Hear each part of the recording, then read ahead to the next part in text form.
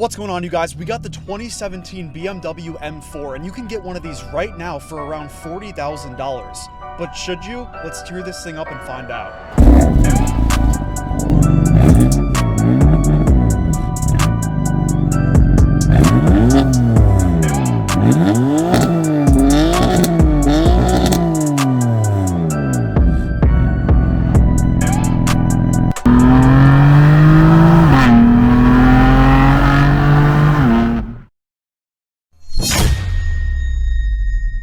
Under this hood, you get a twin-turbo 3-liter inline-6 BMW M engine, and that outputs around 425 horsepower and 406 pound-feet of torque. And I'll tell you right now, they're lying. It's definitely more than that. So the internet claims that you can do 0 to 60 in 4.2 seconds and the quarter mile in the mid-12s. Let's see what this actually does in normal conditions on the 0 to 60. Let's go.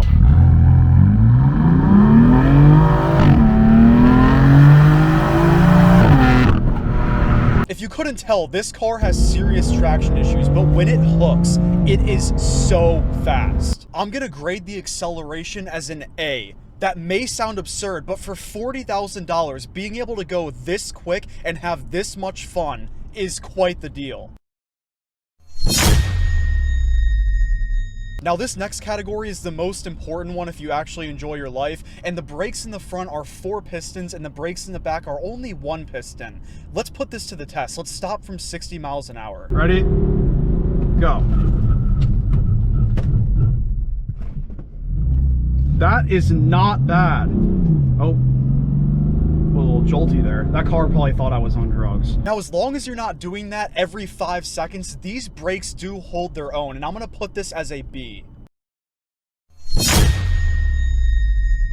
All right, let's go ahead and move on to cornering, which we're in one right now, but I'm going to show you guys how this car really does in just a second. The M4 was obviously built to be way more of a cornering car than something like the M5 or the M6. This is about just as fast as the M6 I drove, as insane as that sounds, but it is way more confident in the corners. Let's really put that to the test and see how this does. That's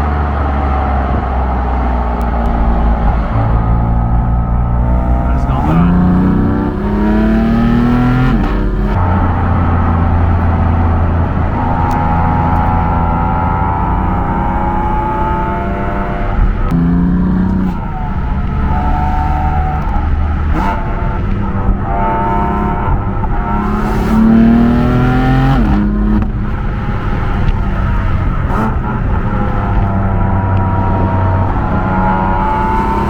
So this is a pretty big car, and it's in the mid-3000s for how much it weighs, but I think it manages that weight exceptionally well, and for that reason, I'm going to put this as a B.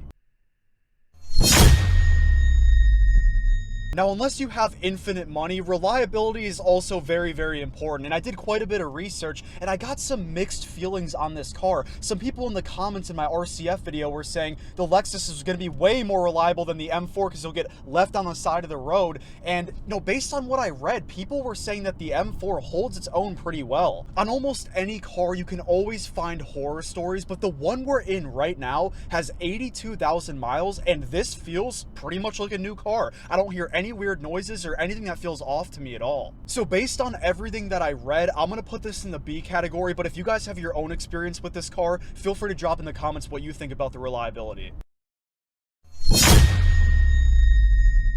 Now here's a fun one, the sound. Let me just be quiet and let you guys listen to this.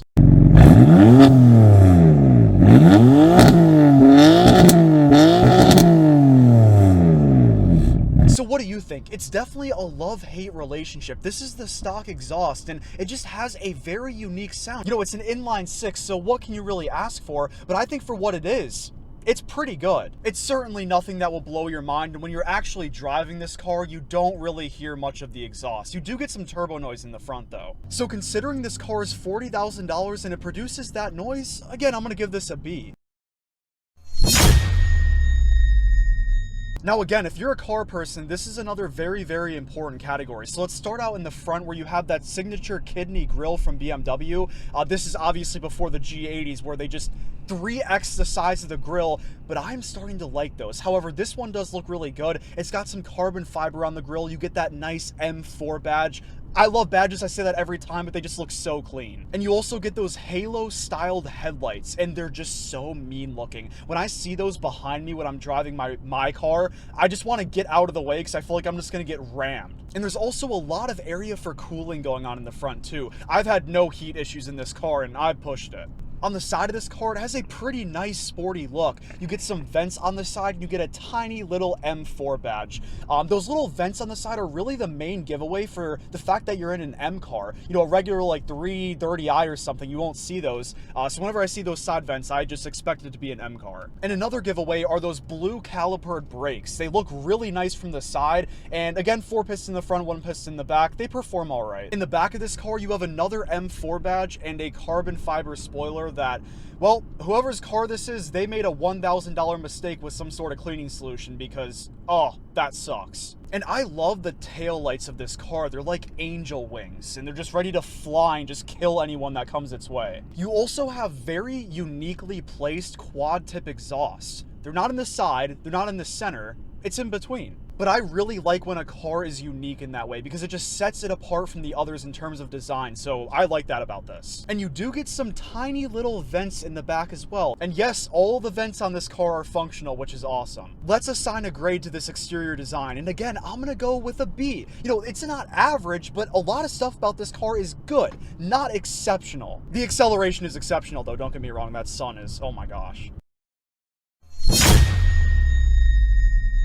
Now, when you open up the door on this car, it has a pretty nice looking door panel. You know, the materials that are used on there aren't too nice, but it looks very similar to the Maserati Ghibli that I reviewed. You also get M4 on the door sill and these very nice red leather seats in this car. I really like the interior of this specific one. Now, when you jump in the driver's seat, you're presented with a pretty massive steering wheel. It almost makes it feel like you're driving an SUV, but you're far from that. It feels nice to hold, and it has paddle shifters with that 7-speed automatic transmission.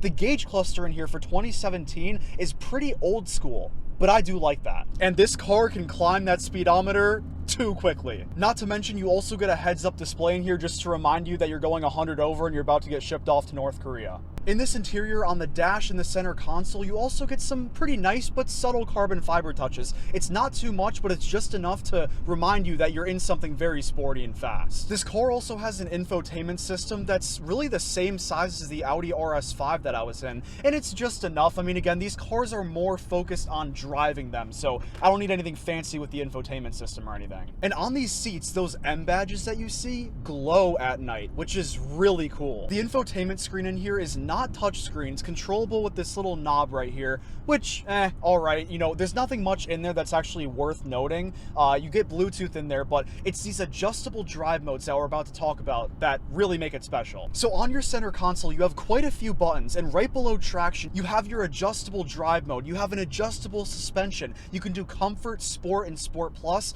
and you have an adjustable steering wheel. And I love that. I mean, making a car tailored to exactly what you want to do at any time is so cool. This car also has heated seats for both the driver and the passenger. And moving on to the back seats, this is one of the nicest two-door cars with back seats I've ever seen. There were 2 full-size adults that I took for a ride, and the person in the back seat and front seat had like 6 inches extra of legroom, no problem. So considering everything we just went over in this interior, I'm very torn between giving this a B or an A, but just because of the extra room in the back, the heated seats, the leather interior, the adjustable drive modes, I'm gonna go with an A. And yes, a Mercedes will blow this out of the water, but considering this is $40,000 and a 2017, I'm factoring that in and giving it an A.